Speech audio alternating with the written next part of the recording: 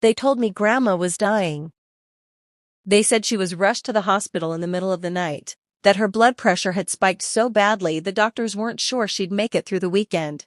They called me crying, my own mother, voice cracking like old wood, saying, "Tasha baby, you need to stay home, Grandma needs you nearby, a.m." So I canceled the trip. I sat in my apartment in Texas and I cried for my grandmother. I lit a candle, I prayed. I didn't sleep for 2 nights because every time I closed my eyes I imagined her in some cold hospital bed, alone, tubes in her arms, wondering where her family was. And then my phone buzzed. A text from Grandma herself. "Tasha, sweetheart, I just got back from my walk. Your Aunt Raina made peach cobbler. When are you coming to visit? I miss your face." I read it 3 times. She was home. She had been home the entire time. She had never been in the hospital. She didn't even know anyone had said she was sick. My parents had lied to me. Not a small, harmless lie. Not a white lie born of love or good intentions. A calculated, deliberate, coordinated lie, designed to keep me off that cruise ship. And the reason they needed me off that cruise ship? That's where this story gets very, very interesting. Stay with me. Because what I uncovered over the next few weeks was bigger than a canceled vacation. It was a revelation about who my family really was, what they had been doing behind my back for years, and why, in the end, the quietest person in the room walked away with everything. If this story already has your heart racing, please subscribe right now. Your support means everything to me, and it reminds me that I am not alone in this. Hit that subscribe button, this is only the beginning. My name is Tasha. I am 32 years old, and I have lived in Texas for the last 4 years. I moved here for a job, for space, and honestly, for peace. Growing up in my family was like growing up inside a pressure cooker that nobody ever turned off. Everything was performance. Everything was appearances. Everything was about what the neighbors thought, what the church members thought, what Grandma thought. Grandma, her name is Janet White, is the matriarch of our family. She is 78 years old, sharp as a tack, funny as anything, and the only person in my family who has ever made me feel like I was enough exactly as I am. She calls me every Sunday.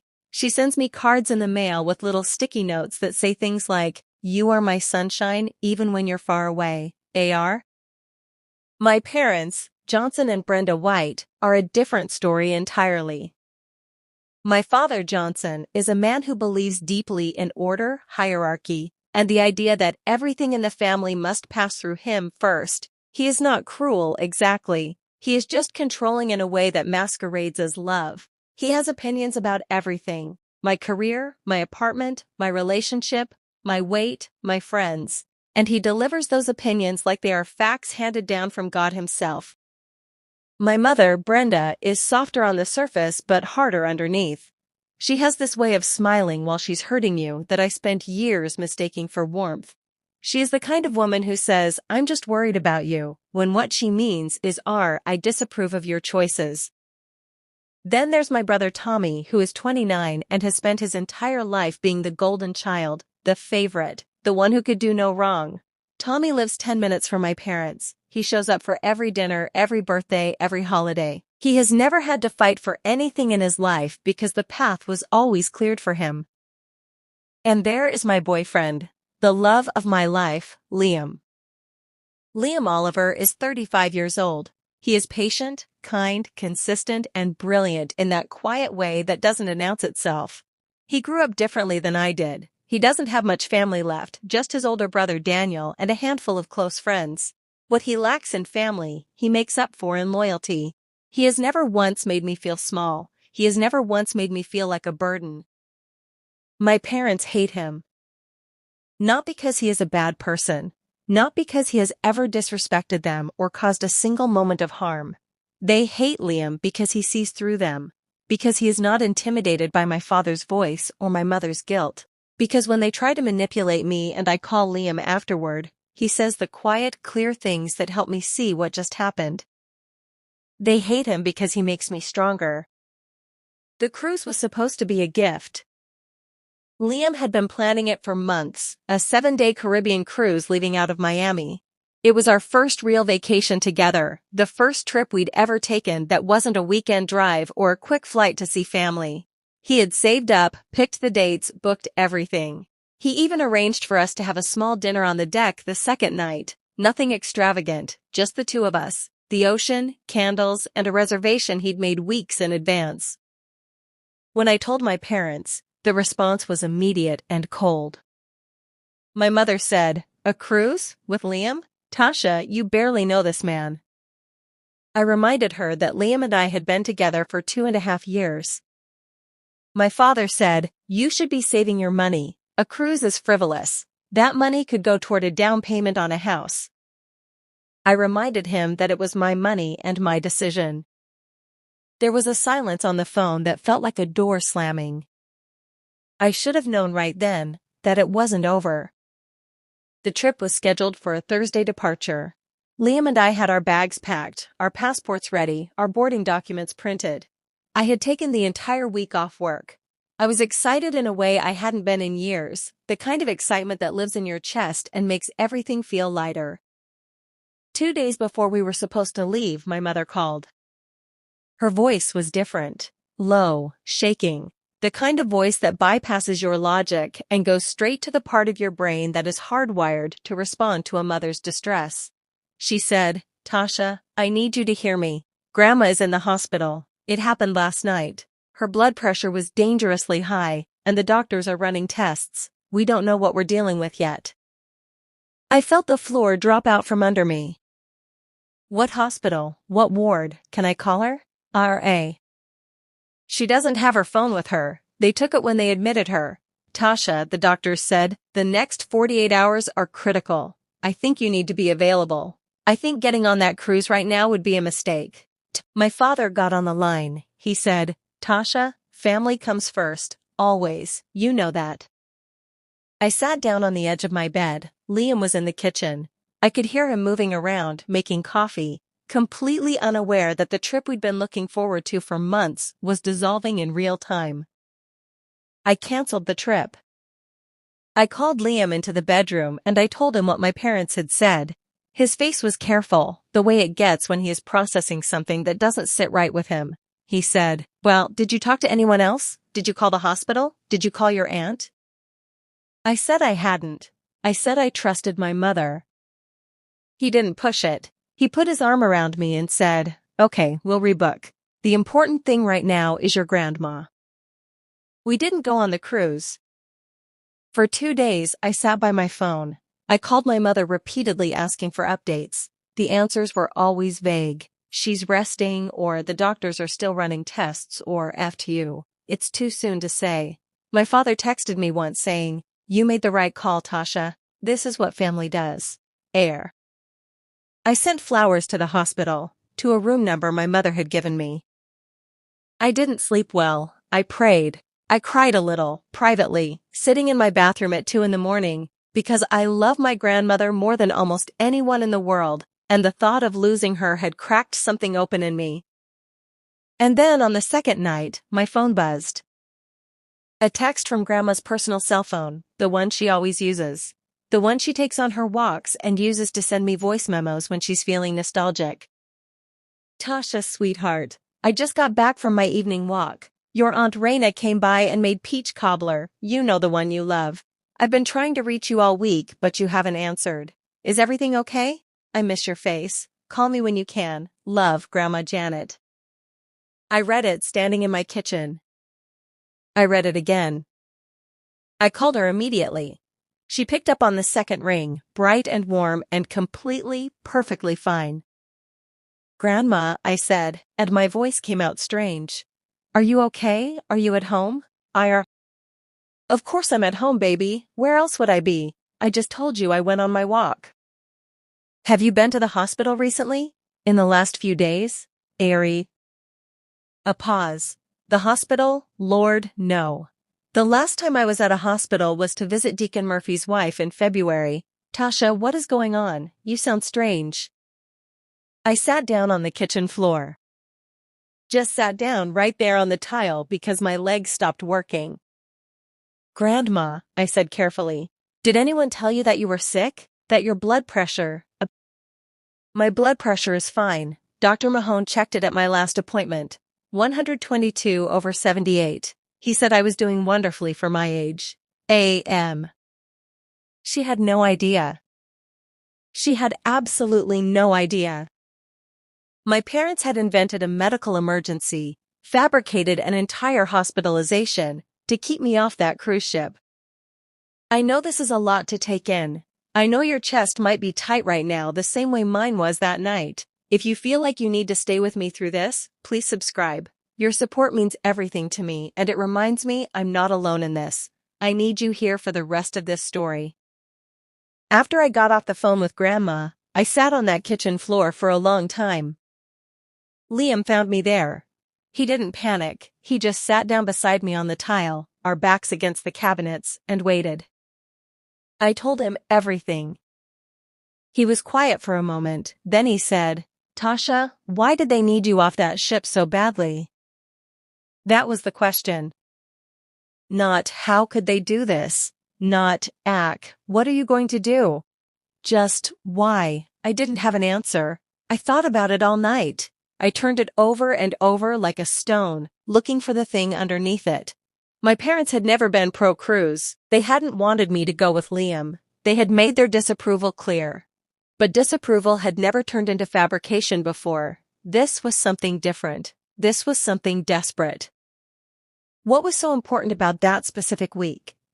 What was happening during those 7 days that required me to be landlocked and available, and not on a ship in the middle of the Caribbean with my boyfriend? I started quietly asking questions. I called my Aunt Raina, my mother's older sister, a woman who has always occupied a peculiar middle ground in our family. She loves my parents, but she has a conscience, and when it's important, her conscience wins. I didn't tell her what had happened yet. I just said I was catching up, asking how everyone was doing, keeping things casual. Raina mentioned, almost in passing, that there had been a family meeting while I was versed, dealing with the situation with Grandma. A family meeting. What kind of meeting? I asked, keeping my voice light. Oh, just family business. Your daddy had some things he wanted to discuss about the property. The property. My grandmother owns a house, not a mansion, a modest but well-kept home that has been in our family for over 40 years. It sits on a corner lot in a neighborhood that has, over the last decade, become extremely desirable. Developers have been circling it. We're talking about a property now valued at somewhere in the range of $450,000. Grandma had always said the house would be divided equally between her 3 children, my father Johnson, my Aunt Raina, and my Uncle Elliot. But there had been talk, whispers I'd overheard at holiday dinners, fragments of conversations that stopped when I walked into the room, about a change to the will. I called my cousin Holly, Elliot's daughter, who is 26, and has the quality of being unable to successfully lie to me. I said, "Holly, what happened at that family meeting?" A pause, a long one. "Tasha, I don't know if I should, or know if I should." "Holly, Another pause. Then, quietly, "Your dad called a meeting to discuss Grandma's estate. He said that since Uncle Elliot and Aunt Raina live closer and are more involved in Grandma's daily care, it only makes sense that the property be redistributed. He proposed that a larger portion go to himself and Aunt Raina, and a smaller portion go to Uncle Elliot." Okay. "And what does Uncle Elliot think about that?" "He's furious. But your dad had already talked to a lawyer, a man named Miller, Brian Miller. He had documents ready. He wanted everyone to sign before anyone could contest it." "Before anyone could contest it," I repeated slowly. "Before anyone outside the room could find out." "Tasha, I'm sorry. I didn't know they were going to lie about Grandma being sick. I swear I didn't know that part." I believed her. I thanked her. I hung up. And then I sat with it. My father had called a family meeting to restructure my grandmother's estate, quietly, quickly, with a lawyer already in the room. He had needed that meeting to happen before anyone could intervene. He had needed me off that ship, and out of the country, unreachable, distracted, grieving a hospitalization that never happened, so that I couldn't pick up the phone and call Grandma and warn her, so that I couldn't call Uncle Elliot and rally him, so that I couldn't do the one thing I am very good at doing, which is asking the right questions at exactly the right moment. They hadn't just lied to keep me away from Liam. They had lied to keep me away from Grandma. And the reason they needed me away from Grandma was because Grandma trusted me more than anyone in that family. Because if I had called her and said, "Grandma, Dad is trying to change your estate documents and he's having a meeting about it this week," she would have shut the whole thing down before it ever began. I was the obstacle. I was the variable they couldn't control. So they invented a hospital. I did not call my parents. I want you to understand that this was a deliberate choice. Every instinct I had was screaming at me to pick up the phone and let my father hear exactly what I thought of him. I wanted to unleash every word I had ever swallowed over 32 years of being second-guessed, overlooked, managed, and manipulated. I wanted to scream. But Liam said something to me that night that I keep coming back to. He said, "The loudest response is almost never the most effective one, Brian." So I didn't call, I didn't text, I didn't post anything. I went quiet in a way that, if my parents were paying attention, should have worried them, but they weren't paying attention because they thought they had won. Instead, I called Grandma. I called her the next morning when I knew she'd be up and settled with her coffee. I asked her if she had a few minutes. She said of course, and then I told her everything. I told her about the call from my mother. I told her about the fake hospitalization. I told her about the family meeting, the lawyer named Miller, the estate documents, the plan to redistribute her property without her knowledge or meaningful input. The line was very quiet for a very long time. When Grandma Janet speaks quietly, it means something. She is not a quiet woman by nature. She laughs loudly. She prays loudly. She expresses love loudly. When her voice drops to nearly nothing, it is because something has reached down inside her and grabbed hold. She said, "They used my name. They said I was in the hospital. R.A. Yeah, ma'am. To keep you away from me." "Yes, ma'am." Another long silence. Then, "Tasha, I need you to do something for me. I need you to not say anything to your parents yet. I need a few days. Can you give me that?" "Of course, Grandma, whatever you need. I love you, baby girl, and I am so sorry this happened to you. See. That almost broke me. The fact that she apologized to me. The fact that this 78-year-old woman, who had been used as a prop in her own children's manipulation, was sitting on the other end of the phone apologizing to her granddaughter. I said, "You don't have anything to be sorry for." "No," she said firmly. But they do." What happened over the next 10 days, I only pieced together fully afterward. Grandma didn't tell me everything as it was happening. She protected me from the details, I think, so that I wouldn't be tempted to interfere. What I know now is this.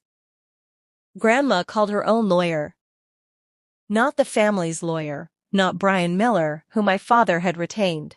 Her own personal attorney, a woman named Morgan Murphy, who Grandma had worked with for years on various matters, and who, by all accounts, was extraordinarily competent, and not at all interested in being pressured by anyone. Grandma told Morgan Murphy everything. She told her about the meeting, the documents, the misrepresentation of her wishes. She told her about the fake hospitalization. Morgan Murphy, who I imagine is not easily shocked, said that the documents that had been prepared were legally problematic for a number of reasons, not least because Grandma had not been present at the meeting, had not been consulted in any meaningful way, and had not agreed to the changes being proposed.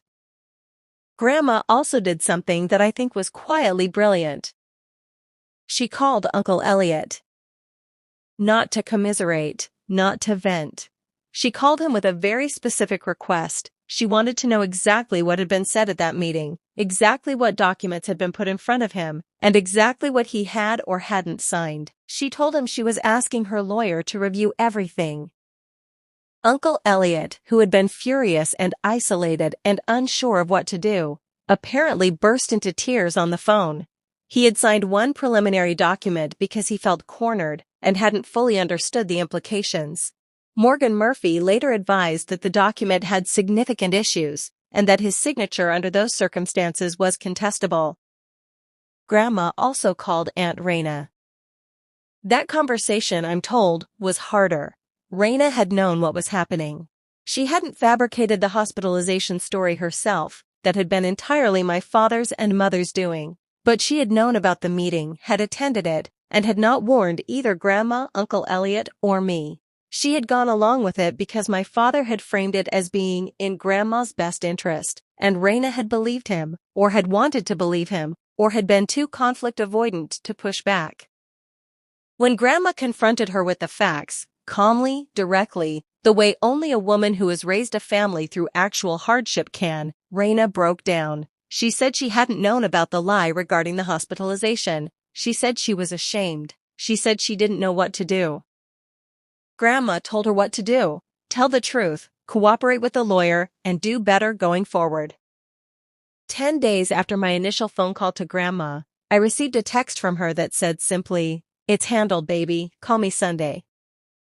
I need to take a breath here, and I think you might too. If you've been watching this whole time and your heart has been in your throat, I see you, I feel you. Please subscribe right now. Your support means everything to me, and it reminds me I'm not alone in this. We're almost at the part where everything shifts. Star?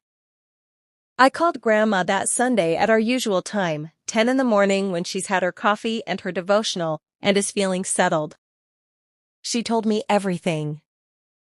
The documents my father had tried to push through had been voided. Morgan Murphy had sent a formal letter to Brian Miller outlining the procedural and legal irregularities in how the meeting had been conducted, the documents had been presented, and the signatures had been obtained. Brian Miller, apparently understanding that the situation was becoming untenable, had withdrawn from the matter entirely. Grandma had updated her estate documents, properly, with full deliberation, with Morgan Murphy present, and no family pressure in the room. The new documents reflected her actual wishes, an equal division between her 3 children, with a personal bequest to me specifically, a portion of the property's future proceeds, that she had decided to add after everything that had happened. "You've always been my eyes and ears, Tasha," she told me. "You're the one who sees what's really going on. That deserves recognition." I cried. I'm not going to pretend I didn't. I asked her if she had spoken to my father yet. "I have," she said. Her voice was very steady. "I called him and your mother together. I told them what I knew. I told them that using my name, using my health, to manipulate my grandchild was one of the most hurtful things anyone in my family has ever done to me. I told them that I forgive them, because I'm a Christian woman, and that's what I do. But I also told them that my trust in them has been changed, and that things are going to look different going forward. Do you?" "Fant, what did they say?" A. A small pause. "Your father cried." Which surprised me. "And your mother said she was sorry, though I suspect she's more sorry. It didn't work than she is sorry she did it." I almost smiled at that. Grandma has always been the clearest-eyed person I know. "Are you okay, Grandma?" R.A. "I'm 78 years old, baby. I've survived harder things than discovering my children are human. I'm fine. Are you okay?" I thought about that for a moment. "I'm getting there," I said. "I want to be honest here. I did not handle the confrontation with my parents with perfect grace. I want to tell you that I was calm and measured and delivered some kind of poised surgical speech that left them speechless. But that is not entirely what happened. What happened was that I drove to their house 3 weeks after everything had unfolded. Liam offered to come with me.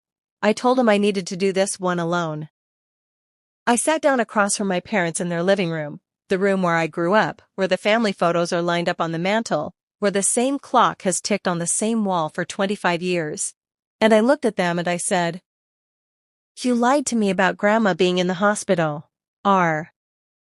My mother started with, "Tasha, you have to understand." "I'm not here to understand," I said. "I'm here to tell you something. I need you to hear it. AR. My father was quiet. He looked, for the first time in my memory, genuinely small. I said, "You have spent my entire life treating me like a problem to be managed, like a variable in your plans. Like someone whose feelings and choices and judgment don't matter as much as your agenda. I have spent years wondering what I was doing wrong, why I was never quite enough, why Tommy got support and I got criticism, why Liam, a good, kind, decent man, has been treated like a threat since the day he walked through your door. I paused. I kept my voice steady. What you did, lying about Grandma's health, that wasn't just hurtful. That was using the one relationship in this family that has always been pure and safe and good, as a weapon against me. You took my love for Grandma and you weaponized it, and I need you to understand that I know exactly what you did and exactly why you did it. DAM. My father looked at the floor.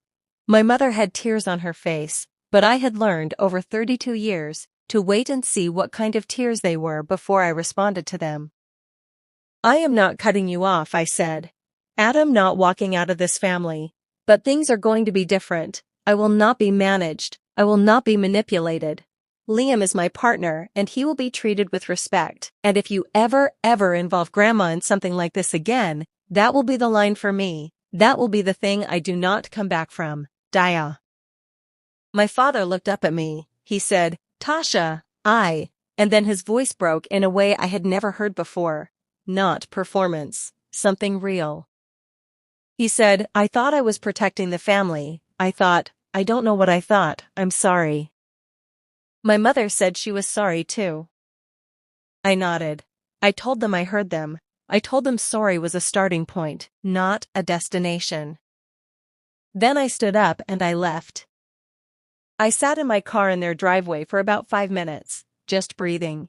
Then I called Liam and said, Come get dinner with me. I need to eat something and I need to see your face. And he laughed that quiet laugh of his and said, Already on my way. I want to dedicate a whole section to this because it matters. Throughout this entire situation, Liam Oliver did not once say, Why told you so? He did not gloat. He did not use my parents' behavior as ammunition. He did not push me toward any particular response or timeline. He did not make my family drama about himself. What he did was show up, consistently, in every quiet way that love actually shows up when it is real. He sat on the kitchen floor with me the night I found out. He brought me dinner the next 2 days when I forgot to eat. He researched estate law and family trust documents at 11 o'clock at night, not because I asked him to, but because he wanted to understand what I was dealing with.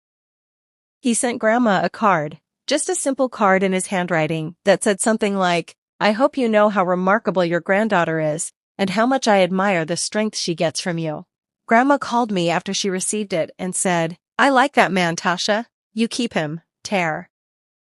He drove me to my parents' house when I was ready to face them, waited in a diner 2 blocks away the entire time, and had a cup of coffee ready for me when I walked in.